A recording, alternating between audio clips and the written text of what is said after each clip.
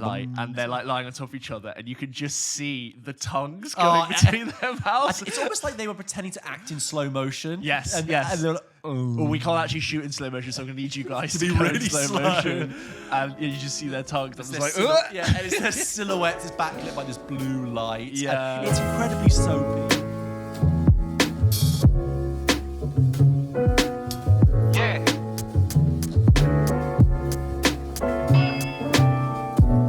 Okay, so George, we got some correspondence this week.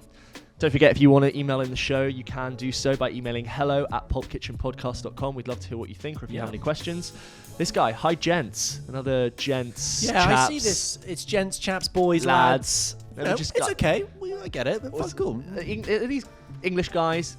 Gents, chaps, and lads, I think would be. Guys is more international. Is more American. Yeah. Caught a clip on TikTok and instantly subscribed. Thank you very much. you. Working my way through the back catalogue currently. That's very cute. We'd love to hear you guys talk about the best twists in movies. Also, have you seen the following 2 films I watched recently? Both a bit odd, but deep diving into them has been interesting. I'm thinking of Ending Things, which came out in 2020, and Enemy in 2013. Keep up the great work. That's many thanks from Kieran. Well, we should say about the twist endings. I think that we did do a whole episode about endings recently, and I think twist endings could be a whole different episode. A whole different one. I think I'd save it. Quite hard to. You don't want to spoil it for people, I guess. Yeah, I think we'd rather, if we're going to talk about twist endings, create a dedicated space to talk about that so people know going in that it's a spoiler zone. Yeah.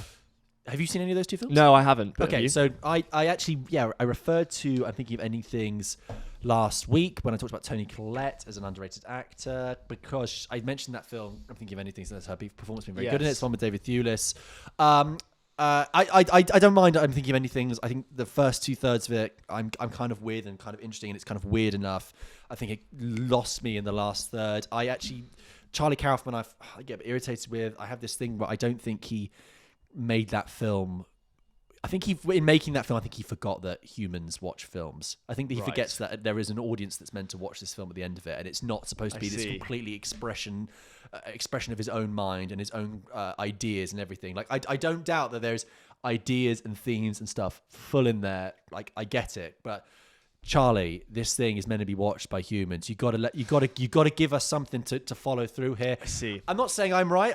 There might be people out there who got much more out of it and were able to follow it through all the way to the end. But I was just like, come on, Charlie, please. You're making a film here. It's a medium for people to watch. Don't. Anyway, so and then Enemy, we've had other correspondents ask us about this one as well. Yeah. I don't think it ever got a UK release date because it was the film Denis Villeneuve made between Prisoners and Sicario, and I haven't seen it, but more people keep telling us to watch it, so I think I want to bump that up the watch list to really give it a go. Daniel writes in, says, hi, loving the podcast, stumbled across it on TikTok and have since gone back and listened to all your episodes. Thank you. Common theme. Welcome from all the TikTok people. Before I ask my question, I just want to throw out an underappreciated movie out there, Logan. It has 2 amazing Oscar-worthy performances by Hugh Jackman and Patrick Stewart. I have a daughter, so the storyline with Logan and Laura really hits me, and the ending makes me cry every time. And then he also says, question, do you 2 have any guilty pleasures? Mine is, as a 35-year-old man, is Grease and Greatest Showman. Thanks, Daniel. First of all, Logan. That's from Daniel. This is Daniel, yeah. Thank you, Daniel. I think Logan is rated. I don't think it's underrated. I think that film actually got its fair dues. I think it's a good film. Appreciated, yeah. I think maybe people could claim it's underrated because people look at it still as a superhero film, and actually there's so much more going on there. But I think it is rated, and I think it's solidly championed. Yeah. I remember leaving Logan and just the screening of Logan and just being like, oh gosh, shit, wow, what a different, refreshing piece that felt like. And I was always really appreciative, not that it made sense plot-wise, but it was just, that's Logan and it's done, and we made a film and it had an ending, and we didn't have to do Logan's 2, 3 and Die Hard with a Vengeance. And then guilty pleasures. I mean, it's something we could do a segment on of films that maybe we acknowledge are bad, but we like them anyway. But why would you think about guilty pleasures? I think, maybe something in another segment. I think the whole notion of guilty pleasures is kind of flawed, because if you get something out of a film film? Why do we have to be snobs about it? You know, why are we somehow upholding the snobbery hierarchy by saying it's a guilty pleasure? I guess there could be a film which is definitely flawed, but there are like distinct elements in it that do really well. And flawed, but you defend it. I mean, last week when we talked about Ben Mendelsohn, we talked about Place Beyond the Pines, right? Yes. Good example of a film that we both recognise as flawed. Yes, but it's also we actually really beautiful film that still go through with hits. it. Yeah. So yeah, kinda. Hey chaps, love the Chaps. poddy. Keep up the good work. Yeah. Another great film at 92 minutes long. This is because we did a thing about 90-minute films. Movies, yeah. Another great film that's 92 minutes long is Robert Eggers's The Witch. You have to say Eggers's because he's Eggers. Oh yeah, Eggers's. Robert Eggers's The Witch. No. Can't you say Robert Eggers The Witch? No. James is the of course. Yeah, because it's not Egger. Yeah. Gotcha. Yeah. Robert Eggers is The Witch. All the best, Robert. Maybe it's Robert Eggers himself. We talked about that when we recently reviewed The Northman. We were sort of talking about Robert Eggers' films in chatting about his last two films. But great film. I didn't know it was 92 minutes long. But no, I remember. I mean, I like the Vitch very much. I remember it being incredibly steadily paced, and there's a lot of farming in it. There's a lot of goats and farming. Long shots of a goat's eye. And then you're like, is the goat about to like go, nah? That was like the jump scare. There is the opening 10 minutes and the thing with the peekaboo with the kid is in the trailer really, as well. But the way that leads to, and when you just see the shot of the woman running into the woods. Oh, so but then when the camera then tracks and cuts to nighttime and there's something really chilling, with the. Yes. Do you remember that? Yeah. The Witch. Good stuff. Really good shout. I don't know if you want to do that on a weeknight alone. It'd probably leave you pretty. Any Robert Eggers my film. flatmate watches The Witch all the time throughout the winter. That is because it's such a wintry. Yes. That's his January, December, November. Hunker down. Yeah, that The Revenant. I hope he's okay. I should look after him more. Yeah. Yes. Hi guys, really enjoyed that 90 minutes podcast. There you go. And I started noticing how Wes Anderson is great for under 100-minute runtimes. 6 of his 10 movies are all under 100 minutes, with the other 4 not even hitting 2 hours. My 2 standouts that benefit from their runtimes are Darjeeling Limited, one of my favorites, and Fantastic Mr. Fox. I think he might be the perfect go-to director for a Friday night anyone can enjoy movie. Any others that come to mind from Joe? Thanks, Joe. Any others that came to mind, I guess, would just be the ones we mentioned in the episode. Great to know that about Wes Anderson. I wouldn't have put that together. I'm not sure Wes Anderson is for everyone on a Friday night. I think there would still be some disagreement if you were we've got some pizza and I'm going to put on the Bottle Rocket, and then I'd be okay. I don't know. I think I mentioned this to you before, but when I saw Wes Anderson films when I was 16, there were loads of people who were really getting into them. They were really cool and stuff. And I watched it and I was like, I don't understand what's going on. The style is so distinctive. I was like, when is this? Where is this? What period of time Wes is it? Anderson What land. country am I in? Yeah. And it really threw me. And I was just sat there with my arms folded, I don't understand why it's shot in this sort of amber, twinkly Kodak stock. I think that's fair. I remember seeing Isle of Dogs, and I really liked it, but I think I remember that feeling a bit long. But there's a plot point. I went to a press screening of that film, and there's a plot point in that film where there's this wasabi that's so spicy it's it can kill people. And this is before the film. There's people holding sushi with tables, and I remember taking a piece of sushi, and the wasabi was so spicy. I was like, oh my god, what? My mouth is on fire. And it was only when I watched the film and I realized, I was like, oh, that's fun. Somebody's serving sushi with really spicy wasabi in it. And I enjoyed that immersive 4D experience. Do you remember that you watched Clarkson's Farm last year? Yes. Do you remember that bit when he had the raw wasabi that he'd grown in his garden? Yeah. And it was just so funny watching him just be like... I thought that show was brilliant. Yeah, they're doing another series as well. This one, me again.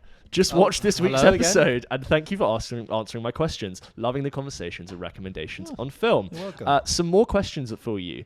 Thoughts on people who overanalyze movies? I recently watched this video with Jordan Peele reading fan theories that go really deep. I've seen this video. And Jordan's response is something to the effect of, quote, "No, that's just crazy. How did you come up with that?" Yeah, I mean, we say this from our film podcast when we overanalyze films, but I mean, I think I know what he means. This is from Alex. Look, I agree that well, we are speaking very close to home because we are doing a film podcast. Yeah. But in terms of overanalyzing films, I agree that sometimes it can get a bit ludicrous. Reading too much into it. A lot of post-rationalization as well about being like, oh, that's there because of this, and they did that because of that. And, the filmmaker might come out like Jordan Peele saying, I had no intention of doing that. It's ridiculous. However, like Birth of the Reader is Death of the Author, I think that if you enjoy putting those details out there, and if there is something in there that you find, just because it wasn't the filmmaker's intention, I think that's absolutely great that people do that. A lot of the joy of watching films is pulling out stuff that you can see there.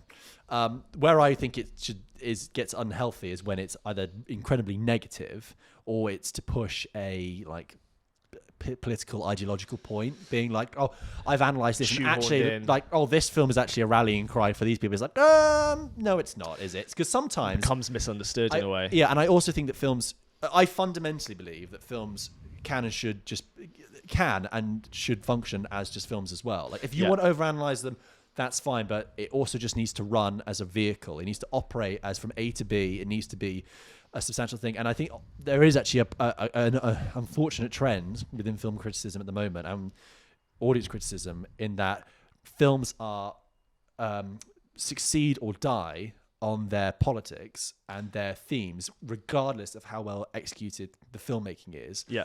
And I think that's problematic because it's like it's great that a film can carry interesting themes, interesting politics, but if it's in a vehicle that doesn't function, that doesn't work, then it's redundant, then it's dead. Yeah. There are films like, if you take a film like Green Book, actually, a lot of people like that film, but a lot of people really hate that film because they think it's problematic. I totally understand the white saviourness. I totally get it. I see the problematicness in there, but also I've seen Green Book, and I recognize that does function, however problematically, it does actually function as a film. Yeah. It has verisimilitude from A to B.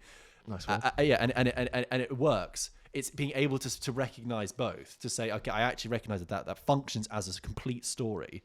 However, the politics might be very problematic. I would say to Jordan Peele that if people are overanalyzing your film, it's probably because you made a good film that people really like and they want to read into it quite a lot. Because when I finished Us, my favorite part about watching it was going over every single detail in minutiae and going, oh, I wonder if, what about that? Although I didn't write him in an email. Yeah. That to me was the fun of that genre of filmmaking. It's the same way as you want to dissect every frame of The Prestige when you're done. You're desperate to go back in, and you're then going to read into that thing that was said. What if that meant that? That's just, I think, a sign of an interesting film. I think, or a successful. What I would say to filmmakers as well is, what's the opposite then?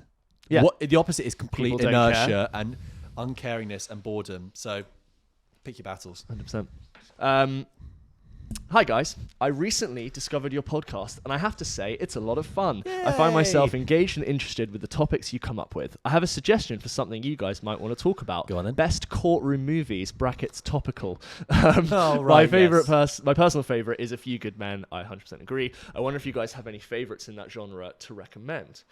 And he's got a second half, but go for it. Well, immediately, I take your Few Good Men and I raise you 12 Angry Men. Yes. In the courthouse, not quite in the courtroom. Not but so good, but a bit more angry. Fantastic. You absolutely watch 12 Angry Men, bottled into one room, basically, the entire runtime. That almost is just courtroom, but I give it to you.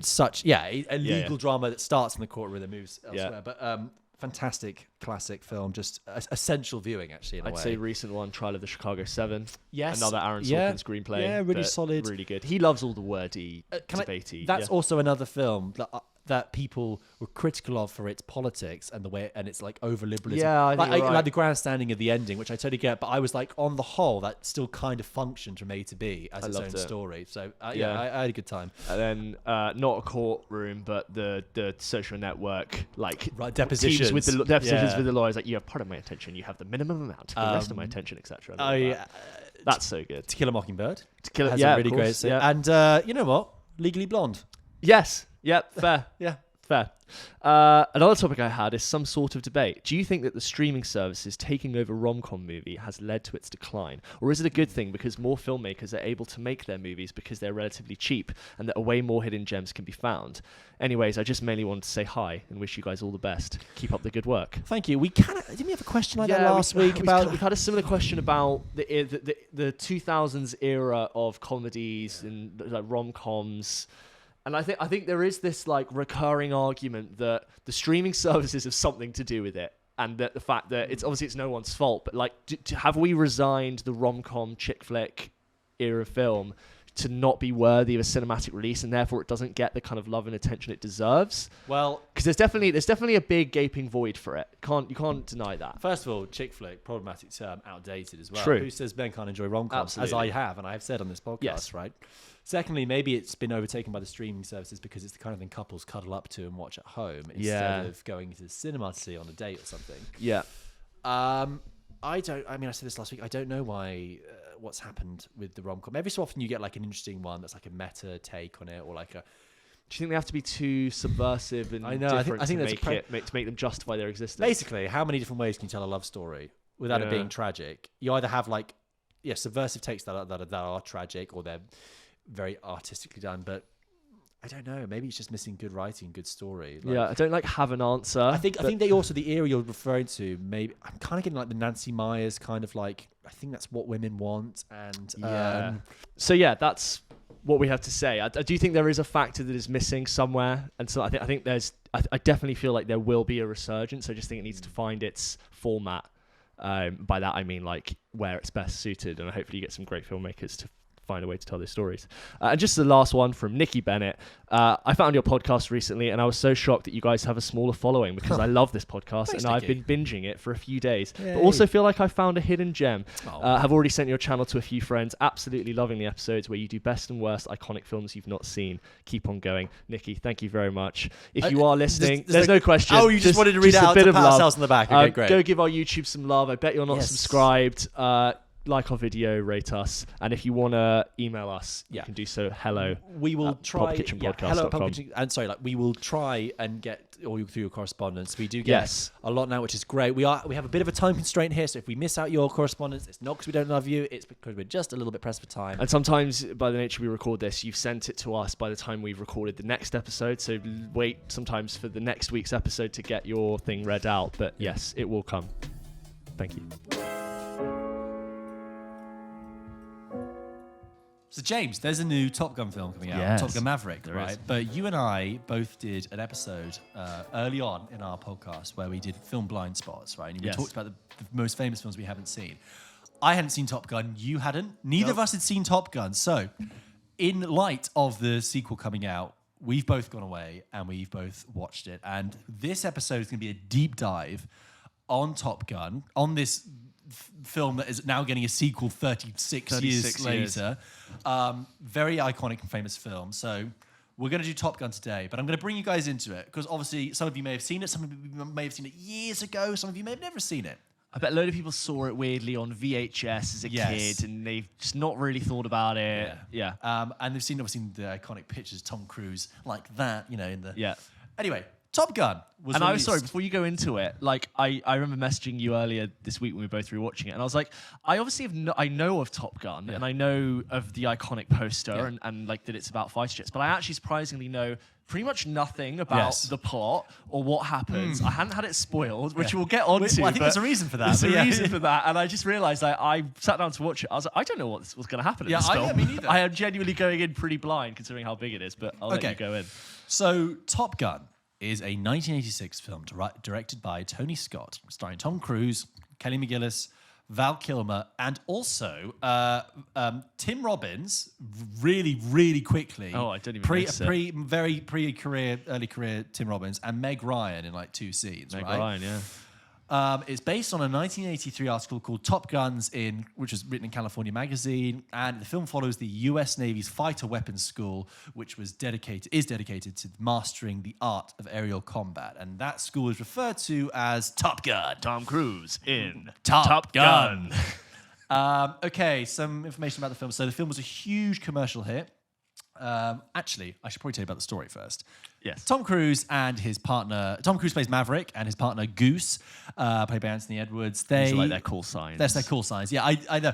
His name's not actually Maverick, but guess what? He's a Maverick in both name and in nature. They get promoted to go on to the Top Gun program, and they're at this flight school. It's very competitive, very male, full of testosterone, macho. and it's in this sort of sun-drenched part of, I think, California. Yeah. And they are, in the words of Point Break, They are young, dumb, and full of cum, right? Yeah.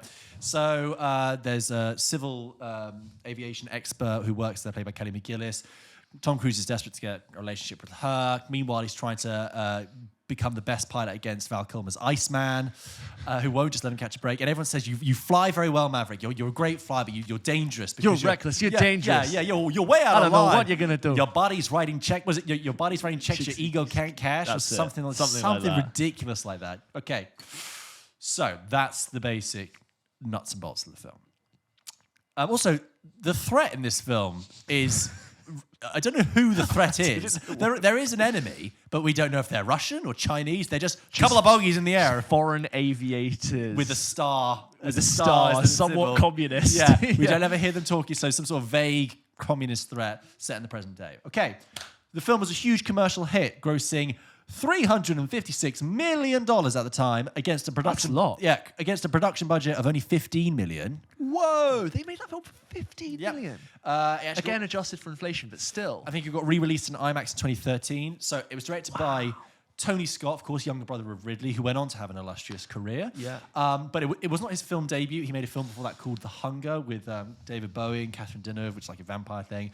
But this is the one that would like launch and probably define his career, because Tony Scott was drawing on like 10 years experience in advertising and commercials, and you can definitely see that in this film. Sorry, you'll know. What were the other Tom Cruise films that would have come out around this in '86? So Tom Cruise in this era was like... Just to context, the young Cruise in it. So this is, the Cruise we have now is very different to the Cruise we get in the 90s. Yes. So he's pre-dental work, he's pre-nose job by the looks of it.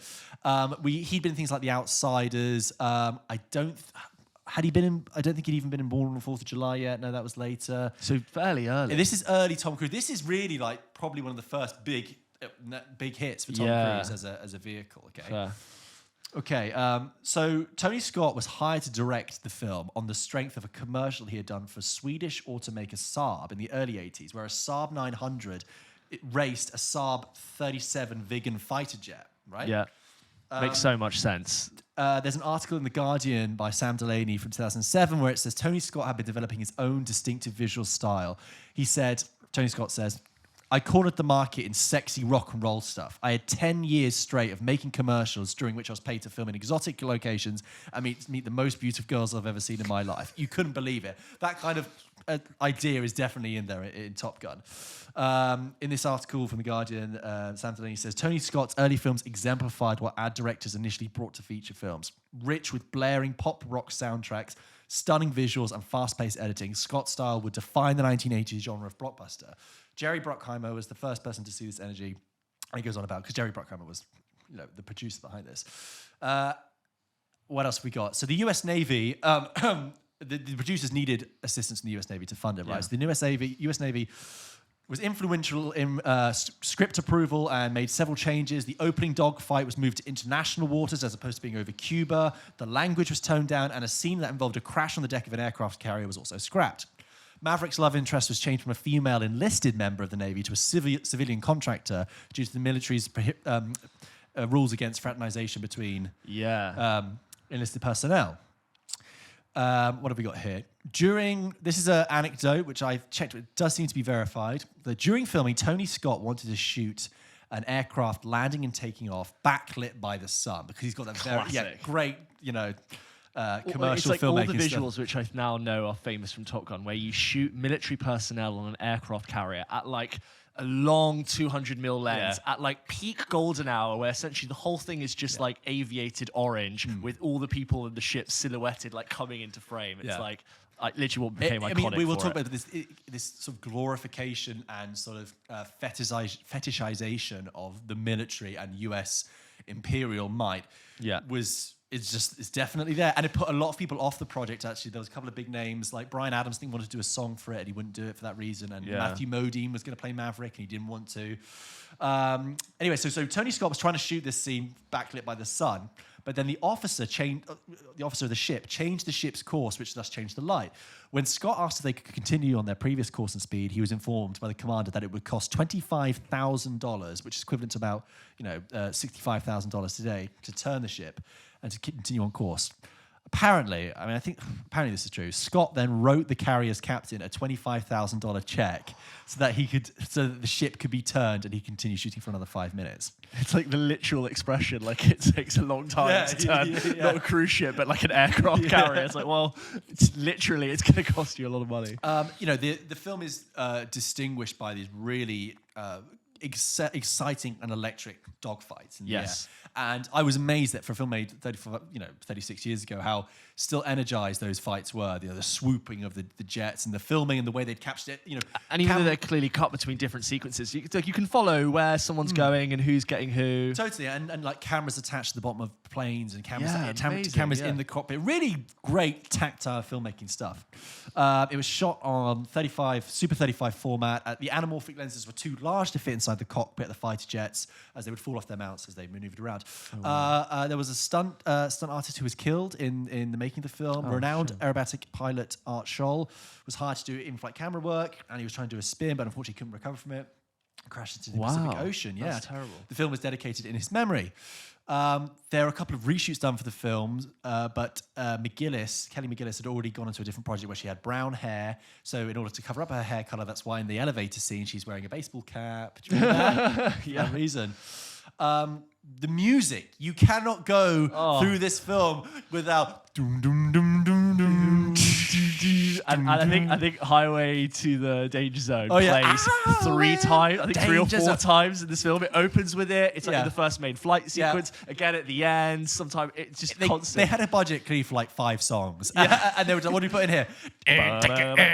Danger Zone, and then it's all like high fives, swinging, and then they'll put and then they'll be like, "Back to Take My Breath Away." Doom, doom, doom, doom. So, in terms of critical reaction, and that sex scene as well. We'll get into I know. So, Adam Smith from Empire Magazine in 2006 said, "Top Gun is not so much a movie in the conventional sense as an escalating series of masterly crafted adverts, motorcycles, aircraft carriers, pectorals, leather and jackets. planes.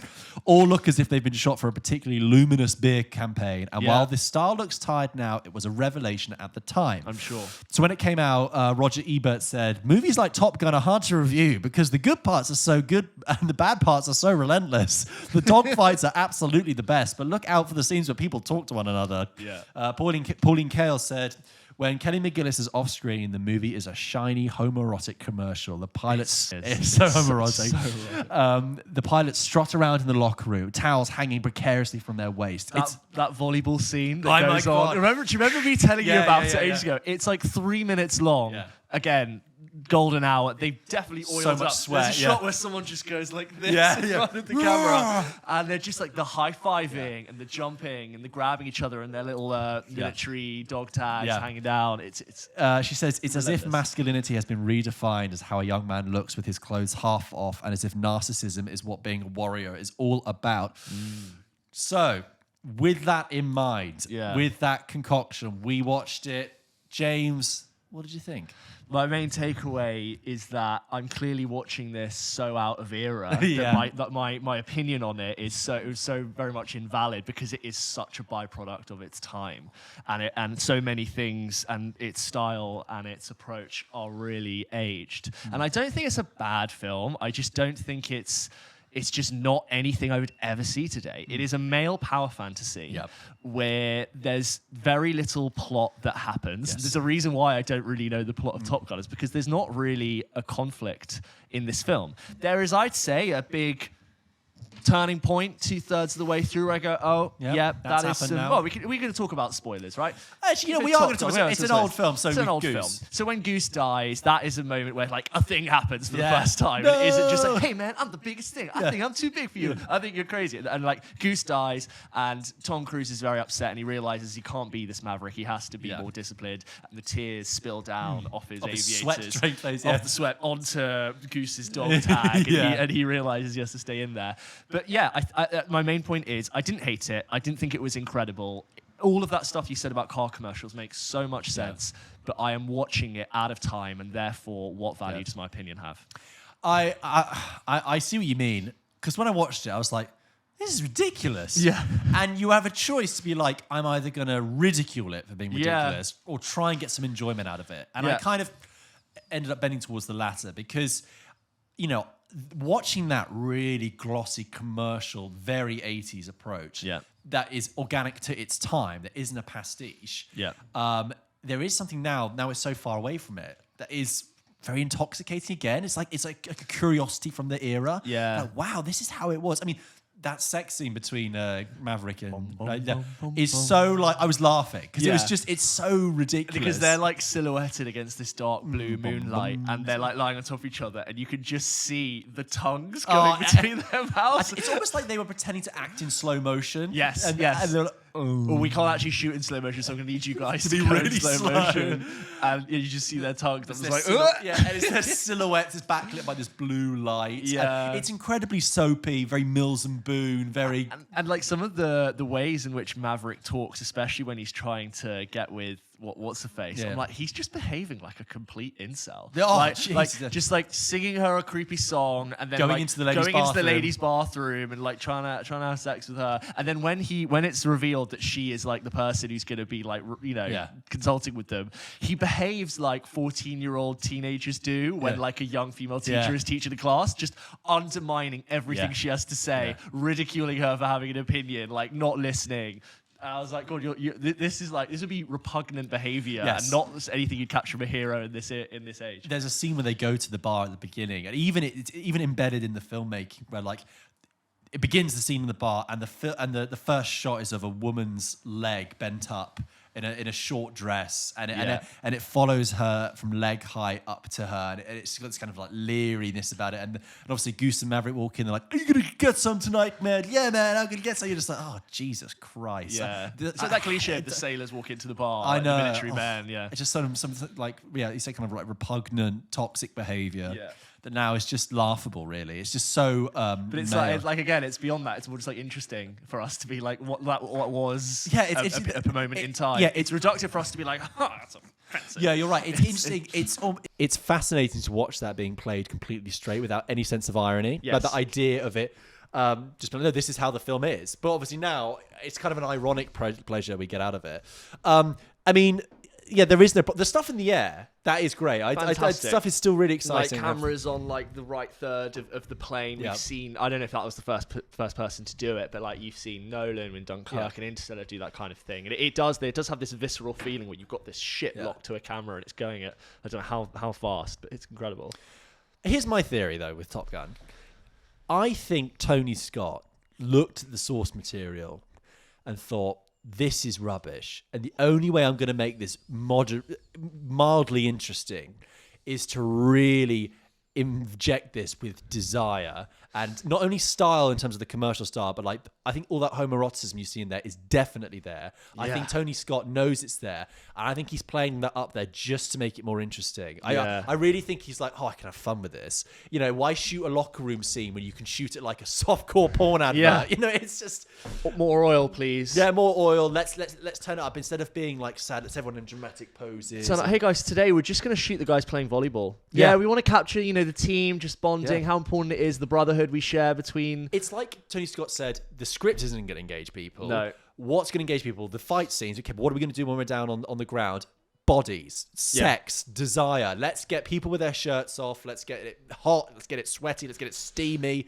It's almost like we didn't need to, like in the way in which Maverick starts and ends in this film. Like, yes, he deals with Goose dying, and that's played a lot when it happens, but that's the only thing that happens to him. And he just starts off being like really cocky and sure of himself, and it ends with this ultimate male fantasy. He gets the girl in the end. Yes. He completes the task mission successfully. He gets the approval of and validation of all his male friends, and the high-fiving and the hugs goes on for so long, and then Iceman is like, hey, you Maverick, you could be my wingman anytime. Have you seen Quentin Tarantino do a bit about how he thinks Top Gun is like, that's very famous. really He did this in this film. It's like how they're actually like secretly in love with each other. And there's that whole idea, doesn't he say, about Kelly McGillis, that's why she's wearing the hat in the elevator, because she's trying to sort of like mask up and be more like, it's a good theory, but it's an interesting theory. We're talking about earlier about, was it like I think it's not something if someone said, this happened to me yesterday. I said I was rewatching this before Maverick, and I'd already watched it by this point, and he said,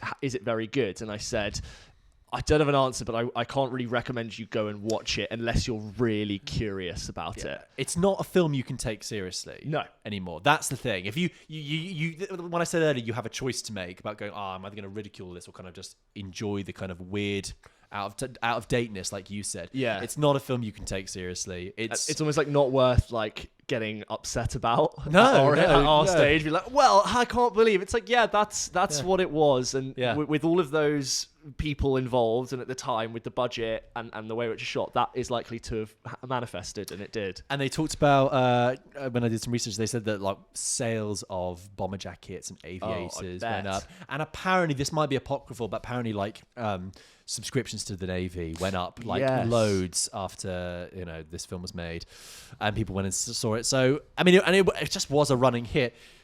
The idea of doing a sequel, though, because when I watched this, I was like, this is so thinly drawn. This is almost like the first episode of a series, of a pilot. You could put all the drama in that in one episode of a series, but I don't think it's like that's a really thin base to like jump. They're basically doing a reboot with this sequel. It's almost easier for them to go, we're going to make a sequel to Top Gun 35 years later, 36 years later. We could basically start from a very neutral canvas, and we can apply a lot that's happened in those 30 years. When I see Top Gun Maverick, everything about that is big. It's a big movie. You've got a big actor. You've got a big budget. You've got big cameras. It's all going to be shot on IMAX. You've got big subject matter, planes, sky, everything. Everything is going like big. So what I need to know now, like, what are we going big with emotion? Are we going big with plot? I'd like to see in 2022 a conflict. I want to see like what are we fighting for? I love the fact that you're dragging Tom Cruise back to go teach, because I like that at the end of Top Gun 86 he says, "What do you think you're going to do, Maverick?" He says, "I think I'm going to teach in a flight school," which makes sense for this. I'm like, okay, great.